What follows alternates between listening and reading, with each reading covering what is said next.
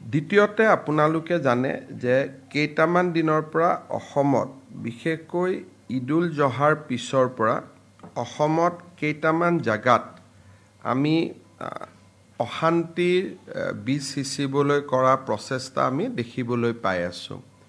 প্ৰথমতে ধুবুৰীৰ পিছত লক্ষীপুৰত, লক্ষীপুৰৰ পিছত লখিমপুৰত আৰু লখিমপুৰৰ পিছত গোৱালপাৰা আৰু এতিয়া হোজাই।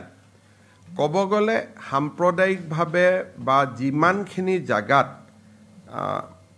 খুব সেন্সিটিভ জাগা, এই গোটেই স্থানবিলাকতে এনেকুৱা ঘটনা হোৱা দেখা গৈছে। আৰু এই গোটেই ঘটনাবিলাক যেতিয়া আমি চাওঁ তেতিয়াহ'লে আমি দেখা পাওঁ যে য'ত য'ত এনেকুৱা ঘটনা হৈছে তাৰ ওচৰত এনেকুৱা লোকেলিটি আছে যিসমূহ লোকেলিটিত সাধাৰণতে ঈদুল জহাৰ সময়ত গৰু মাংস খোৱাৰ এটা ব্যৱস্থা চলি আছে।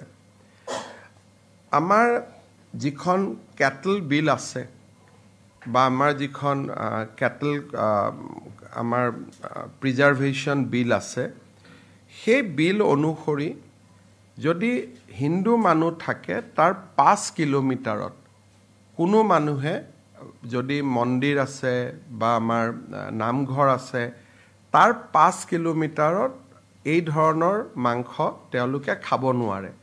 সেইটো আইনী ব্যৱস্থা আছে। কিন্তু ধুবুৰীতে হওক আন জেগাত আপোনালোকে ধুবুৰীত জানে যে গুৰুদ্বাৰা আটাইতকৈ দেশৰ এটা অন্যতম গুৰুদ্বাৰা তাতে আছে আৰু তাত কাষত অজস্ৰ মন্দিৰ তাতে আমি দেখিবলৈ পাওঁ। গতিকে তাৰ within the radius of 5 kilometre এই বস্তুটো সম্পূৰ্ণ নিষেধ কৰা আছে। কিন্তু এইবাৰ ঈদৰ সময়ত বা আগে পিছে এই যিটো প্ৰভিজন, এই প্ৰভিজনটো আমাৰ জিলা প্ৰশাসনসমূহে যি ধৰণে বলবৎ কৰিব লাগিছিল সেই ধৰণে বলবৎ জিলা প্ৰশাসনে কৰা নাছিল। ফলত মানুহো সচেতন নহ'ল। আমি মানুহক যদি সচেতন কৰি ক'লোহেঁতেন যে উইদিন 5 কিলোমিটাৰ এইবিলাক আপোনালোকে খাব নোৱাৰে, কাটিব নোৱাৰে, হয়তো আজিৰ ঘটনাটো নহ'লহেঁতেন। এতিয়া তেওঁলোকে যিহেতু এই গোটেই ঘটনাটো যদি আপোনালোকে দেখে যে নামঘৰ মন্দিৰৰ 5 কিলোমিটাৰৰ ভিতৰতে হৈ আছে। গতিকে আমি জিলা প্ৰশাসনক নিৰ্দেশ দিছোঁ যে আমাৰ কেটল প্ৰিজাৰ্ভেশ্যন আইনৰ যিটো এটা গুৰুত্বপূৰ্ণ দফা আছিল যে মন্দিৰ নামঘৰৰ 5 কিলোমিটাৰৰ ভিতৰত গৰু মাংস কোনেও খাবও নোৱাৰে, কাটিবও নোৱাৰে, মাৰিবও নোৱাৰে। এই যিটো আমাৰ ব্যৱস্থা আছিলে তাক আমি খুব কঠোৰভাৱে বলবৎ কৰিবলৈ জিলা প্ৰশাসনক আমি নিৰ্দেশ দিছোঁ।